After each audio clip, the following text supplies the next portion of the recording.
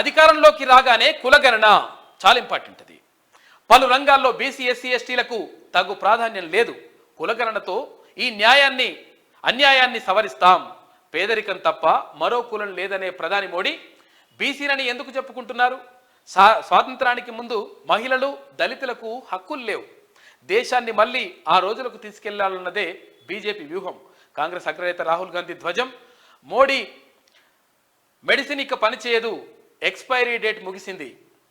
100 రోజులు కృషి చేసిన పార్టీని అధికారంలోకి తెద్దాం అంటే ఈ 100 రోజులు కష్టపడదామని చెప్తా ఉన్నాడు. కాంగ్రెస్ 119వ ఆవిర్భావ దినోత్సవం సభలో రేవంత్ రెడ్డి చేసినటువంటి కామెంట్ చూసుకోవచ్చు ముఖ్యమంత్రి. ఇక్కడ అధికారంలోకి రాగానే కులగణన చేపడతామనేటువంటి మాటను కాంగ్రెస్ పార్టీ బలంగా చెప్తా ఉంది. దీని ద్వారా అంటే ఎవరైతే ఏ వర్గాలకైతే అంటే ఫలాలు అందలేదో ఆ వర్గాలన్నింటినీ కూడా ఫలాలను అందించేటువంటి ప్రయత్నం చేస్తాం. కాబట్టి 100% అధికారంలోకి రాగానే కులగణన చేపడతామని చెప్పేసి కాంగ్రెస్ పార్టీ క్లియర్గా చెప్తా ఉంది. కాంగ్రెస్ ఆవిర్భావ దినోత్సవ సభలో ప్రసంగిస్తున్న రాహుల్ చిత్రంలో డీకే, తర్వాత రేవంత్ రెడ్డి ముఖ్యమంత్రి గారు, తర్వాత అశోక్ గెహ్లత్.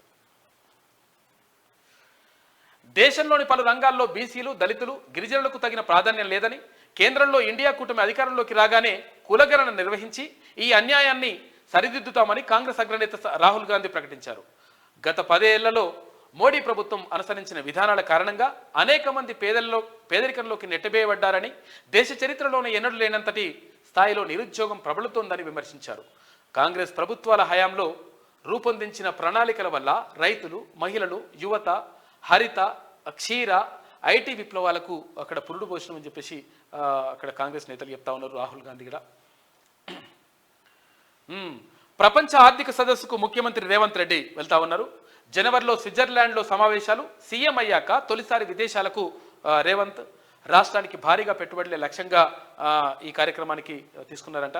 ముఖ్యమంత్రి స్విట్జర్లాండ్కి వెళ్తా ఉన్నారు. మొట్టమొదటిసారిగా ముఖ్యమంత్రి అయిన తర్వాత విదేశాలకు వెళ్తా ఉన్నారు. ఇక ఈడీ ఛార్జ్ షీట్లో ప్రియాంక హర్యానాలో 5 ఎకరాల క్రయ విక్రయం కేసులో తొలిసారి కాంగ్రెస్ నేత పేరు, భర్త వాద్రా పేరు నిందితులుగా కాదు. ప్రవాస వ్యాపారి సిసి తంఫీ భారత సంతతి బ్రిటిషర్ సుమిత్ పై ఛార్జ్షీట్ వేసిందంట. ఆ ఛార్జ్షీట్లో ఆమె పేరు పెనుకోండి. ఇగో 5 ఎకరాల భూమిలో ఎవరి భూమిలో ఏం కథనో ఇగో దాంట్లో ఛార్జ్షీట్లో ఇక్కడ ప్రియాంక గాంధీ పేరు పెట్టినాడ. ఈడ మొత్తం 8 లక్షల కోట్ల రూపాయల భూములు కొల్లగొట్టిన మరి ఏంది పరిస్థితి ఏంది? 100% ఎంక్వైరీ జరగాలి. ప్రభుత్వం దీనిపైన 100% మంచి ఎంక్వైరీ జరిపించేసి దొంగలు ఎవరో బయటకు తీసుకొస్తే మంచిగా ఉంటుంది. చాలా ఇంపార్టెంట్ ఇది ప్రజలకు. ఆ చిన్న దాంట్లో ఇరికిచ్చేసినట్టు అందులో ప్రియాంక గాంధీని.